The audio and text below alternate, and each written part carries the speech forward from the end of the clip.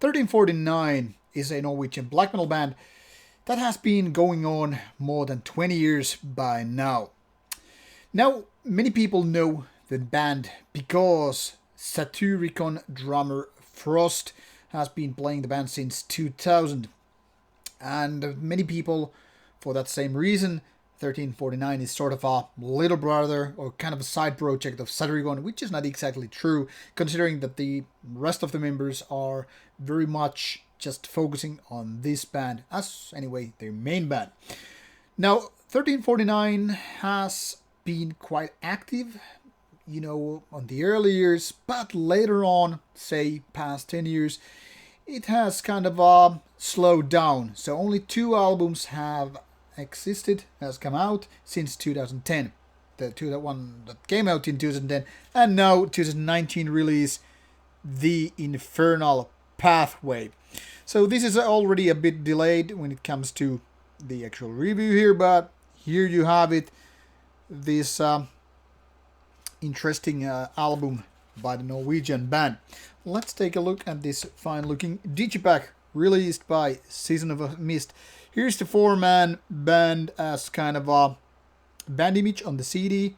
I don't know, but somehow this reminds me of Metallica's Black Album style. Just those kind of a dark faces and nothing else.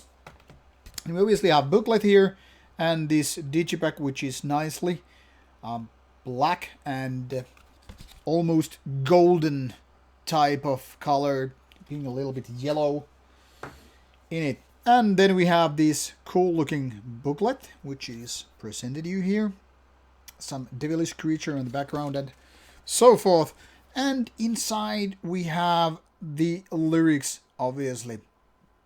It's because of glossy paper, as you can see, this is doing a little bit reflecting here. But overall, very, very nice looking design. Lyrics, easy to read despite this kind of a more old school font, if you will. So not your traditional black and white so much. So what about the music? Like I said, this is a band that is often compared to Satyricon, but also other Norwegian bands, most namely, I guess, Gorgoroth and Zjude. So this is very, very Norwegian black metal, kind of a way that people are expecting. Now, in my opinion, 1349 has so often suffered from somewhat powerless production. And this is unfortunately the case here with the Infernal Pathway as well.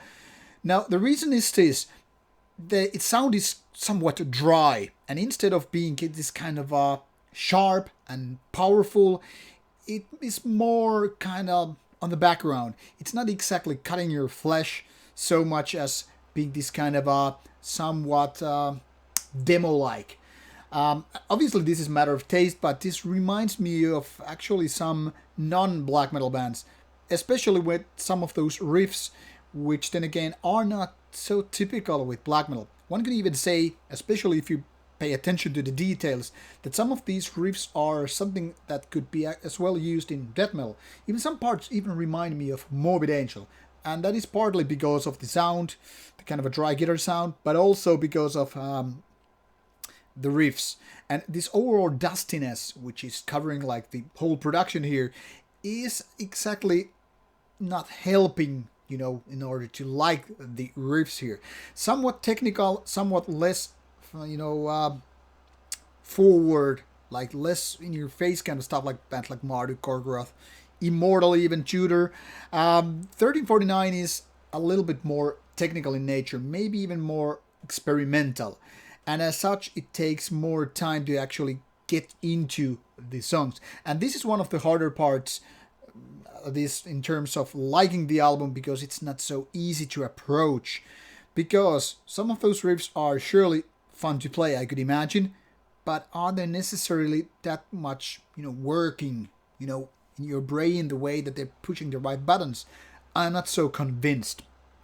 Now, also the dry, kind of a black metalish, not so much shrieky but raspy vocals is not exactly helping. It feels like the the voice has been kind of like saved, like don't scream too much or you're not able to tour. And that also gives me a little bit not so powerful feeling like it could be, especially if we compare this to Saturicon's Satyr vocals, which are, in my opinion, one of the best in the business. These are a little bit like held back. Obviously, it's a matter of taste, and some people might just enjoy these ones more, but in my opinion, it feels like they're a little bit held back. And in my opinion, they could be better if they were like more in your face, like rubbing that raspiness all over. Now, that all this songwriting and these riffs and this kind of a dry production, as well as the vocals, when they work in conjunction with each other, make this album not as easy to approach as many of those more fast forward, in your face kind of black metal releases. That can be also rewarding, but it also makes liking this album more challenging because it's not exactly catchy and very memorable. Now there's a track number 9 which has this kind of a rock and roll black metal kind of riffing, which is in my opinion very interesting, but they are not tapping it into the fully. That is, they could just have taken so much more out of that little bit different songwriting. In my opinion, it's a nice song, maybe the most memorable one on this album, but it feels like it's a little bit left unhoned. Like they could have been working all over the song a little bit more. All this slight negativity being said, I think this one is a decent album, so definitely something you should be checking out, especially if you're into Norwegian black metal. However, I'm not gonna claim that this is the best that 1349 has been doing. Not exactly worst either, but somewhere in the middle ground. Totally decent black metal album, and kind of proving that these guys are still very much in the game. But when compared to so much more better black metal coming from Norway, it's a little bit hiding in the shadows in the back row of the whole lot of bands. So not the best that could come possibly coming out of Norway. Despite all this, I still urge you to check it out yourself, and who knows, maybe you will love this album so much more than I could possibly do. Have fun with 1349 and enjoy some Norwegian black metal. Take care.